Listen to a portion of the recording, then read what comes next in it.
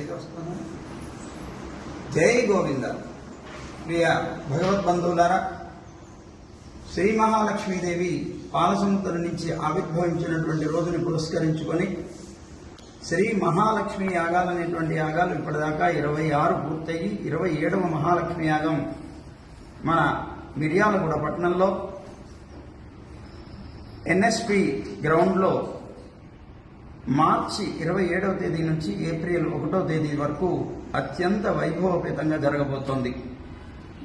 అమ్మ పాలసముద్రం నుంచి ఆవిర్భవించగానే శ్రీమన్నారాయణుని కళ్యాణం చేసుకున్నట్లుగా మనకు పురాణాలు తెలియజేస్తున్నాయి.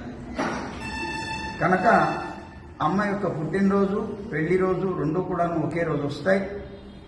ఆ రోజుని పురస్కరించుకొని జరుపుతున్నటువంటి మహాలక్ష్మి యాగం పూర్తిగా లోక కళ్యాణ నిమిత్తంగా నడుస్తుంది. దీంతో పాటుగా ఇష్టి అంటే కోరికతో చేసుకునేటువంటి యజ్ఞాలు కూడా ఉన్నాయి.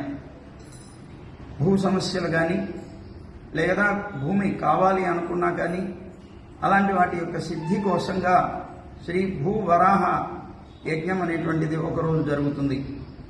అలాగే సుదర్శన ఇష్టి గ్రహబాధ నివారణ కోసంగా, అలాగే అష్టైశ్వర్యాల కోసంగా లక్ష్మీనారాయణ ఇష్టి, దాంతోపాటుగా మంచి విద్యా జ్ఞానం కోసంగా హయగ్రీవ ఇష్టి, ఇలా దగ్గర దగ్గర మనకి 5 ఇష్టి యజ్ఞాలు కూడా జరుగుతాయి.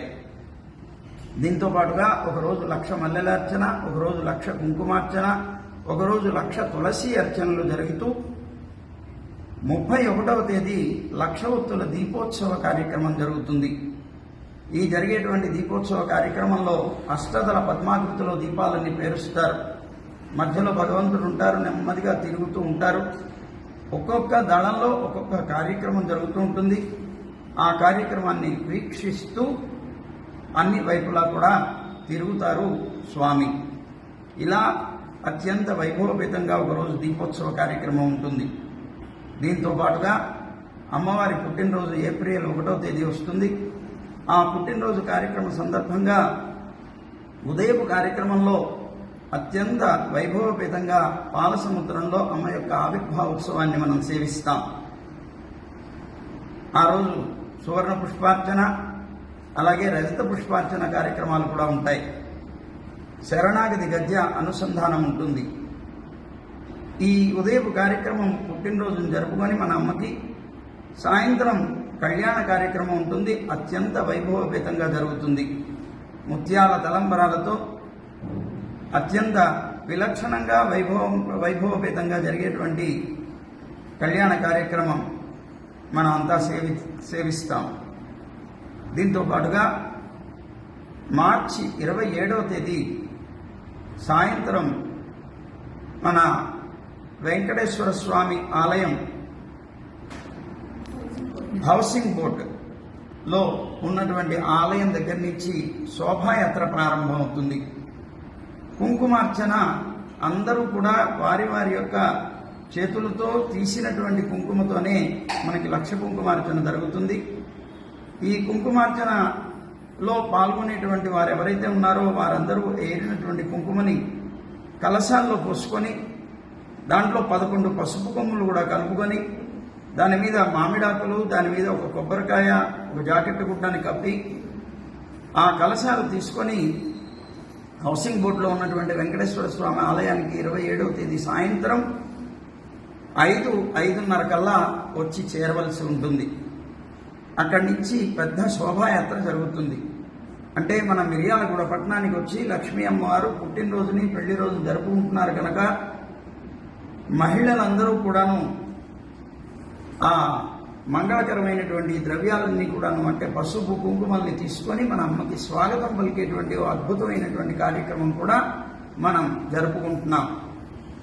ఇలా జరిగేటువంటి ఈ కార్యక్రమాలతో పాటుగా వచ్చేటువంటి భక్తజనులందరికీ కూడా తది ఆరాధన, ప్రసాద వితరణ కార్యక్రమాలు కూడా జరుగుతాయి. కనుక అందరినీ కూడాను ఆహ్వానిస్తున్నాం. ఈ సందర్భంగా జరుగుతున్నటువంటి ఈ కార్యక్రమం కోసంగా రేపు అంటే 13వ తేదీ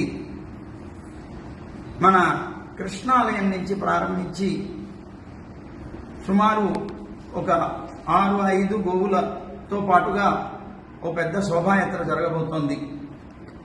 5 గోవులతోటి అలాగే భక్త బృందాలతోటి అత్యంత వైభవపేతంగా శోభాయాత్ర జరిగి ఇప్పుడు మనం యజ్ఞం ఎక్కడైతే చేసుకోబోతున్నామో ఆ ఎన్ఎస్పి గ్రౌండ్కి చేరటం జరుగుతుంది. అక్కడ గోవులు సంచరిస్తాయి. గోవు పాదం పెట్టినటువంటి ప్రదేశం అత్యంత పవిత్రమవుతుంది అని శాస్త్రం. కనుక ముందు గోవులు సంచరించడం కోసంగా ఈ అద్భుతమైనటువంటి కార్యక్రమం కూడా జరగబోతోంది.